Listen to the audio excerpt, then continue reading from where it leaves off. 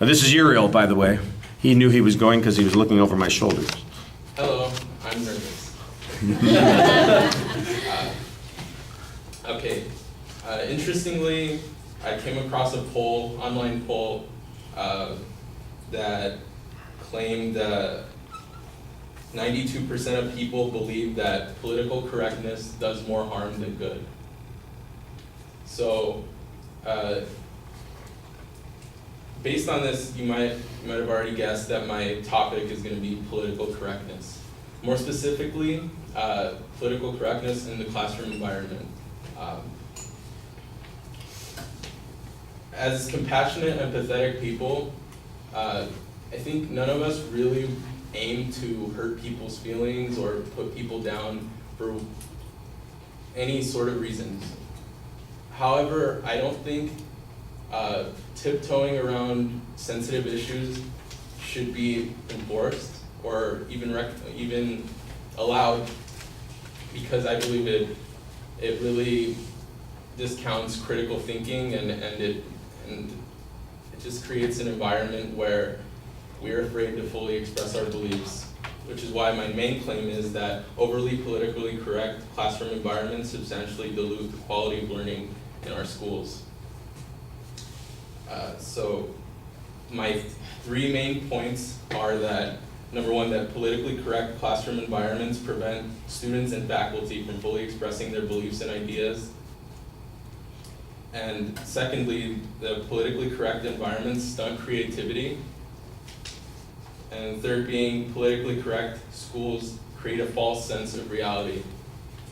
So, first off, with politically correct classroom environments preventing students and faculty from fully expressing their beliefs and ideas, my first point on that is that according to an article titled "Coddling of the American Mind," published in The Atlantic, a professor protecting themselves with a pseudonym wrote an essay for Vox describing how gingerly he has to teach.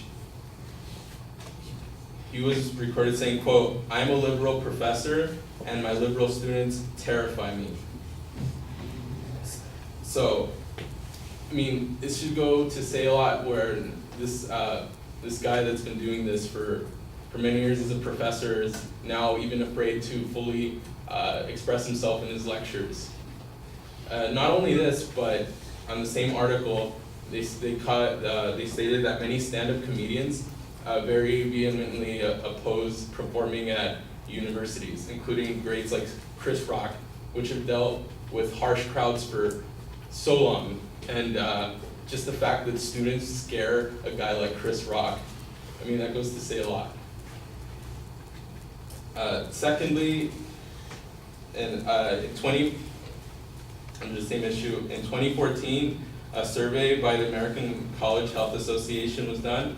They found that 54% of college students surveyed that they had felt overwhelming anxiety in the past 12 months, up from 49% of the same survey just 5 years prior. So students seem to be reporting more emotional crisis, and they seem fragile. This has really changed the way faculty and administrators interact with their students. And also, a student by the name of Omar Mahmoud, a student at the University of Michigan, wrote an article poking fun at the abundance of trigger warnings, which are sort of like, that's what this sounds like. It's a warning before a potentially sensitive topic is brought up. And because of his poking fun at trigger warnings, he was fired from his job at the Michigan Daily newspaper outside of school. Okay, so transitioning to my second point, which is politically correct environments stunt creativity.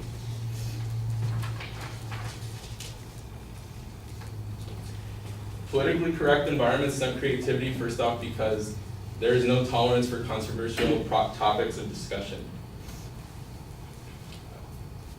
Jonathan Chait from the Daily Intelligencer claimed that one professor at a prestigious university told him that just in the last few years, she has noticed a dramatic upsurge in her students' sensitivity towards even the mildest or ideological slights.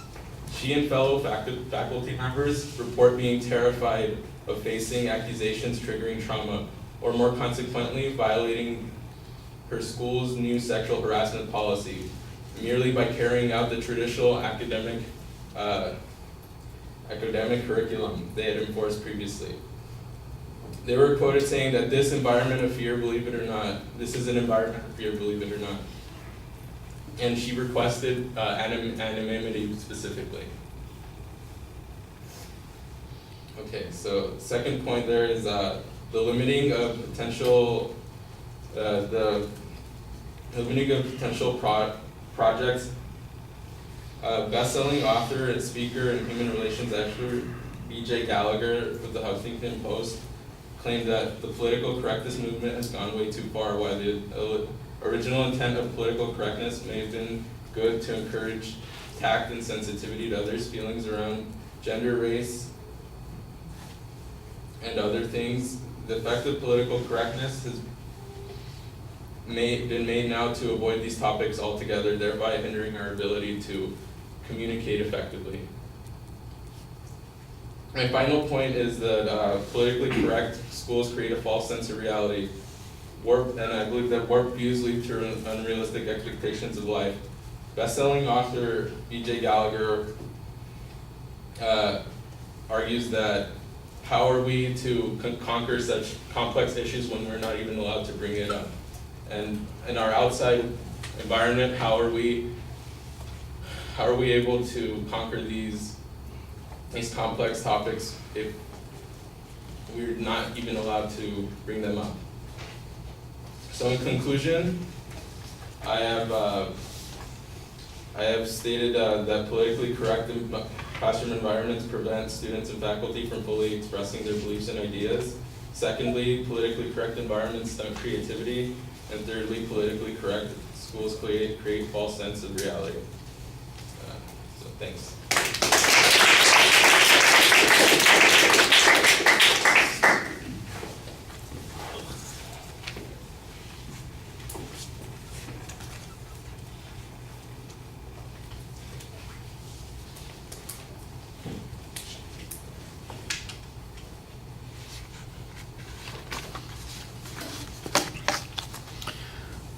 All right, structurally everything's good. Proposition's clear. You've got a nice attention device at the beginning. You kind of define what the subject is for us, and you lay out what the structure of the speech is going to be, so everything's solid there. In the body of the speech, you do signpost those secondary points. You spend a lot of time on the first one. There's a lot of good information there, and that's the one that gets mostly developed. I think the second and the third points get neglected a little bit. You're depending upon scantier amounts of evidence, and I'm not even sure that you distinguish the second point from the first point that much. There's an awful lot that seems kind of similar in those particular points. The idea of a false sense of reality, I think, is an interesting one, but it needs to be developed, and you've kind of run out of time by the time you get to that, so I don't think it really gets you as much. When it comes to the evidence that you're citing, you've got a couple of examples that you point to. There's not a lot of statistical information that applies directly to the argument, just a little bit of information about how much more anxiety students are reporting on, or you had that 92% public opinion information at the beginning of the speech. I thought you relied more on expert testimony, and some of the expert testimony, of course, is anonymous. We've got people talking behind the mask of anonymity as a way of protecting themselves. I don't doubt that that's true, especially since they're published in reasonable sources and cited by authors that are willing to take credit for having interviewed those folks. So I think that that's valid information, and you did a pretty good job on that. I do think we need to see a little bit more of the impact argument. You're saying we're not discussing something, so how is there any information about the decline in grades or in people's accomplishments or the diversity of classes that are being offered or something like that? I just get a conclusionary statement that says, oh, students or teachers shy away from these subjects because they're terrified of their students. Well, you know what? I should be terrified of my students. I generally don't shy away from those subjects. Maybe I'm going to go to hell in a handbasket and lose my job at some point. But there are people out there who, fear this, and I'm trying to see, well, where's that impact happening? Because, I have a narrow experience. My experience is probably not the same as some of those university professors who are doing research and dealing with more controversy.